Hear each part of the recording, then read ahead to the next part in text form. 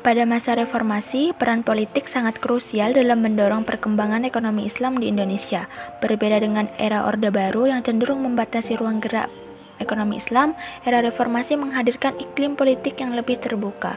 Reformasi menuntut diimplementasikannya kebebasan yang seluas-luasnya untuk berserikat, berkumpul, dan menyampaikan pendapat. Iklim reformasi telah melahirkan dinamika politik dan kekuasaan yang semakin kompleks problematis. Bangkitnya politik kekuasaan dan politik kekuatan, pendirian partai politik termasuk partai Islam sehingga mencapai kurang lebih 200 buah. Ini menunjukkan adanya dinamika baru dalam dunia perpolitikan di Indonesia.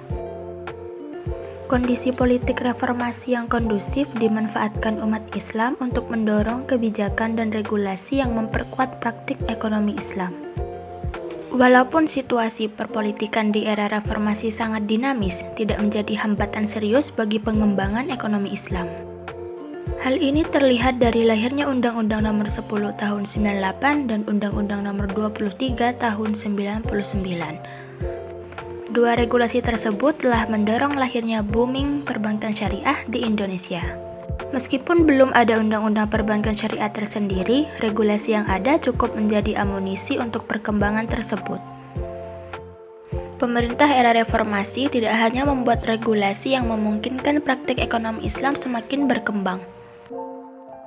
Mendirikan bank syariah yang notabene berkategori BUMN menjadi salah satu langkah strategis. Hal ini misalnya pada tahun 1999, pemerintah mendirikan Bank Syariah Mandiri yang modal intinya dari Bank Mandiri. Selanjutnya BRI Syariah yang modal terbesarnya dari Bank BRI. Kemudian BNI Syariah yang modal inti terbesarnya dari BNI 45 yang notabene Bank BUMN. Kemudian Pegadaian Syariah yang berada di bawah Perum Pegadaian yang merupakan BUMN juga. Di sektor keuangan publik Islam, pemerintah era reformasi mengundangkan Undang-Undang Nomor 38 Tahun 99 tentang zakat. Diundangkannya Undang-Undang Zakat menunjukkan politik ekonomi Islam yang akomodatif terhadap kebutuhan umat Islam untuk melaksanakan rukun Islam yang ketiga.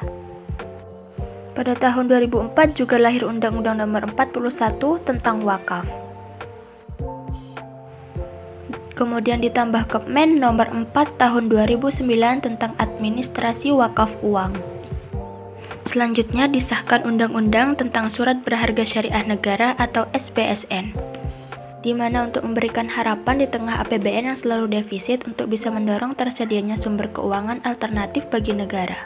Undang-Undang SBSN saat ini telah menjadi landasan hukum bagi pemerintah untuk penerbitan sukuk negara guna menarik dana dari investor yang menginginkan instrumen investasi yang sesuai syariah.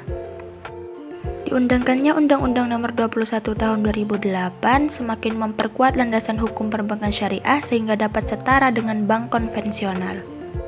Eksistensi Dewan Syariah Nasional Majelis Ulama Indonesia atau DSN MUI sebagai lembaga yang memiliki otoritas kuat dalam penentuan dan penjagaan penerapan prinsip syariah dalam operasional di lembaga keuangan syariah, baik perbankan syariah, asuransi syariah, dan lain-lain. Yang diperkuat Undang-Undang Nomor 21 Tahun 2008 tentang perbankan syariah pasal 32 dan Undang-Undang Nomor 40 Tahun 2007 tentang perseroan terbatas. Yang pada intinya bahwa Dewan Pengawas Syariah wajib dibentuk di bank syariah maupun perseroan yang menjalankan kegiatan usaha berdasarkan prinsip syariah.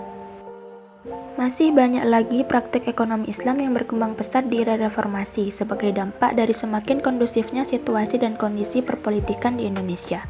Sebagai contoh, Gerakan Nasional Wakaf Tunai yang dimotori oleh Presiden Susilo Bambang Yudhoyono. Kondisi perpolitikan yang telah kondusif pada era reformasi perlu terus dijaga dan bahkan perlu ditingkatkan untuk menunjang percepatan pertumbuhan ekonomi, khususnya perkembangan ekonomi Islam di Indonesia, dalam rangka mewujudkan kehidupan masyarakat Indonesia yang adil dan berkarakter.